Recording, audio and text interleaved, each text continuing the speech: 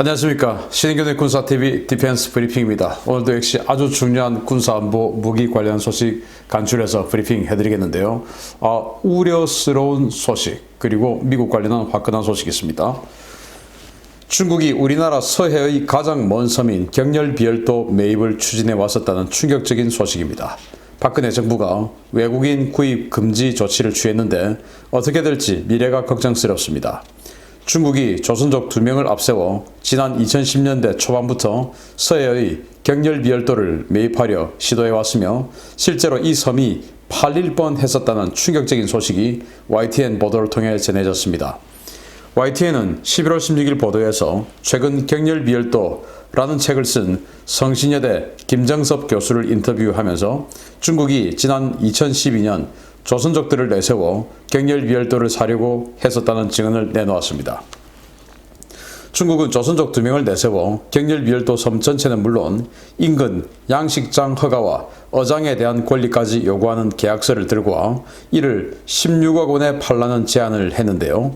김 교수는 이들이 자금을 대는 중국 측 누군가의 승인을 받기 위해 중국을 왔다 갔다 하며 협상을 했었다라며 이 섬을 매입하려 했던 주체가 중국 정부였을 가능성을 시사했습니다. 당시 거래는 땅 주인이 20억 원을 부르면서 결국 상사되지 않았는데요. 이후에도 중국이 지속적으로 섬 매입을 시도하자 박근혜 정부는 2014년 경렬비열도의 국유화를 위해 토지 매입을 시도하다 땅 주인이 거부하자 이곳을 외국인 토지거래 제한 구역으로 묶어 중국의 토지 매입 시도 자체를 차단했습니다. 박근혜 정부는 이 섬에 부두를 짓고 항로를 개설하는 등을 추진했었지만 정권이 바뀐 뒤 현재 정부는 이 섬의 시료 지배를 강화하기 위해 태안군과 충청남도가 요청한 생태관광지 조성안이나 국가관리연한항 지정을 미루며 예산 배정을 거부하고 있는 것으로 전해져 우려를 사고 있습니다. 와, 경렬비열도. 여러분 기억나시죠? 박근혜 정부 때 이런 사건이 있었습니다. 여기에 대해서 이제 성신여대 김정섭 교수가 책을 내고 그 비하인드 스토리 진행되는 과정 그리고 지금 우려 이 모든 것들을 이제 발표하고 나니까 YTN에서 보도를 했는데 자, 경렬비열도가 어디에 있냐면은 바로 이 지역입니다. 태안이 있고요. 바로 이제 안면도가 있죠. 그 태안 안면도 앞에서 55km 지점이에요. 그리고 이제 여기 빨간색 점선이 중국 측 주장의 이의지, 까만색 실선이 우리 한국 측 주장의 이의지입니다. 그래서 중국과 한국의 서로 간에 주장하는 이의지가 겹치죠. 그래서 이 부분을 엮어서 한중 잠정 조치 수역해서 이제 그 어로행위를 하고 뭐 그러고 있는데 이 경렬비열도는 이 충청남도에서 우리 그 가장 바닷가 쪽으로 멀리 나가 있는 그런 섬이에요. 그래서 우리 평택에 있는 이 함대 함정들이 사격 훈련을 하고 함포 사격하려고 하면은 주로 경렬비열도 쪽으로 가서 사격 훈련을 합니다. 왜냐? 뭐 여기는 육지에서 가장 먼 곳이기 때문에 안전하기 때문에 이 지역 가서 사격 훈련을 하는데 경렬비열도는 이렇게 세 개의 섬으로 이루어져 있습니다. 북쪽에는 북경렬비열도 국유지예요. 그리고 가장 서쪽에 서경렬비열도 사유지예요. 그리고 동쪽에는 동경렬비열도 사유지인데 제일 큽니다.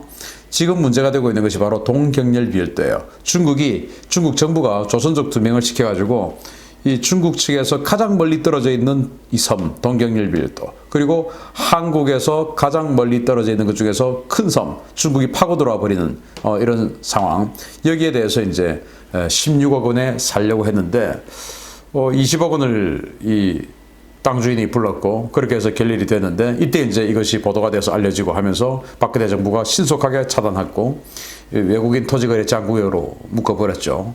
그런데 그렇게 해서 함부로 중국이 여기에 대해서 욕심을 내지 못하게 하도록 실효적 지배 강화 조치를 이 지역의 지방자치단체에 요구를 했고 그래서 뭐 생태관광단지라든지 여러 뭐 국가지정연한항이라든지 이런 것들을 지정하기 위해서 노력을 했는데 그 사이에 이제 정권이 바뀌어버렸죠. 그래서 지금 정부는 관련한 조치, 관련한 예산을 안 해준다 이겁니다.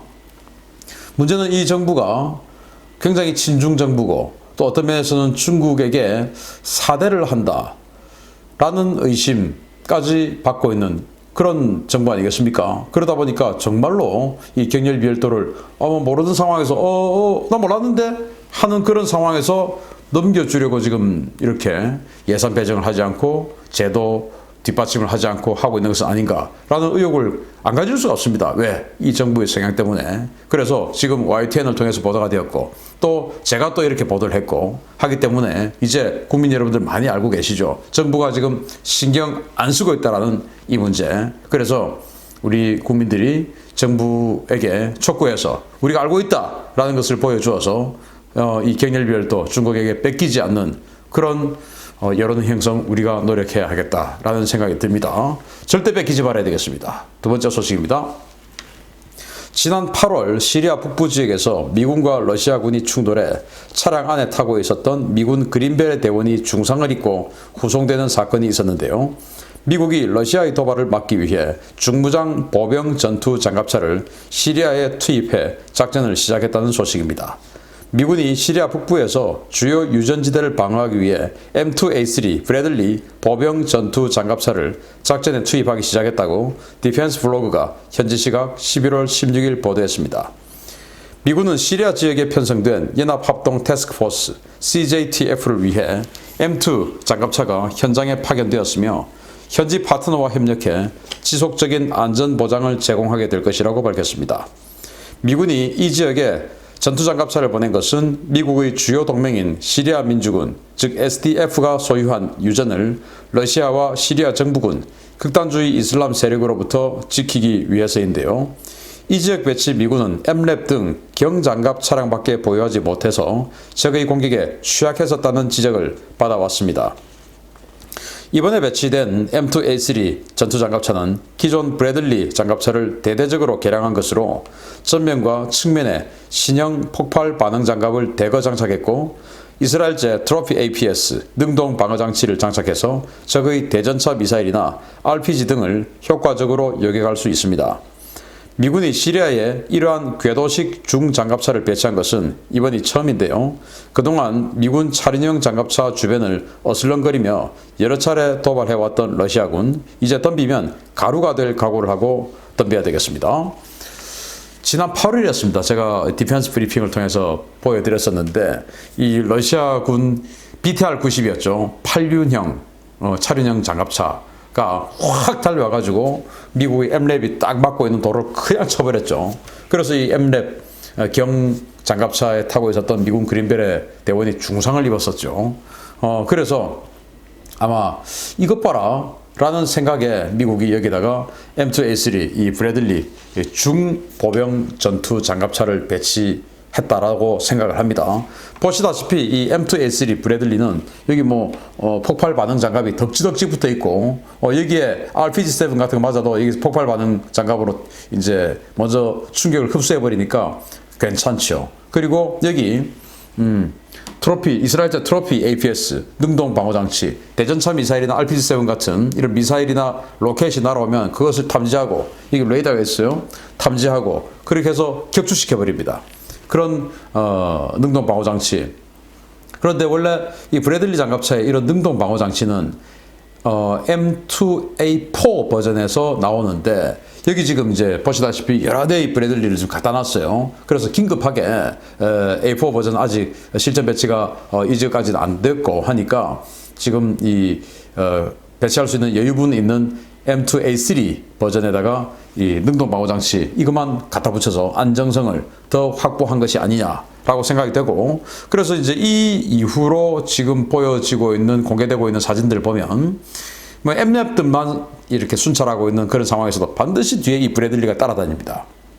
그래서 혹시나 순찰하는 도중에 러시아군하고 조우를 한다든지 아니면 시리아 정부군하고 조우를 한다든지 했을 때 그냥 이 브래들리 같은 중보병 전투장갑차가 딱 25mm 부시마스터 기관포 딱 있으니까 그냥 박살 내버리겠다. 함부로 접근하지 마라 라고 하는 경고의 사인 아니겠습니까? 그리고 또 이 홍보 사진을 보면 이 시리아 그 민주군이 장악하고 있는 유전지대 그 앞에 원래 이제 그 유전을 러시아가 뺏어 먹으려고 그래서 이제 자꾸 그 미국을 쳐대고 이제 이렇게 해왔던 것이거든요. 미국은 그 시리아 민주군이 가지고 있는 그 유전을 보호해주기 위해서 가 있었고, 그런데 이제 여기에 딱 양쪽으로 브래들리 장갑차, 이 중장갑차가 딱 지키고 있는 이런 사진들을 공개했습니다.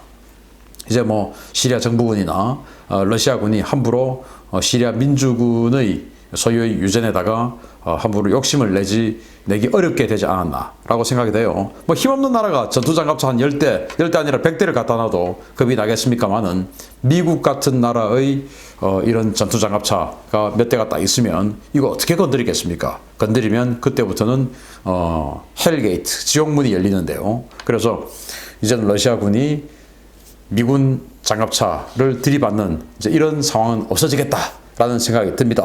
마치겠습니다. 감사합니다.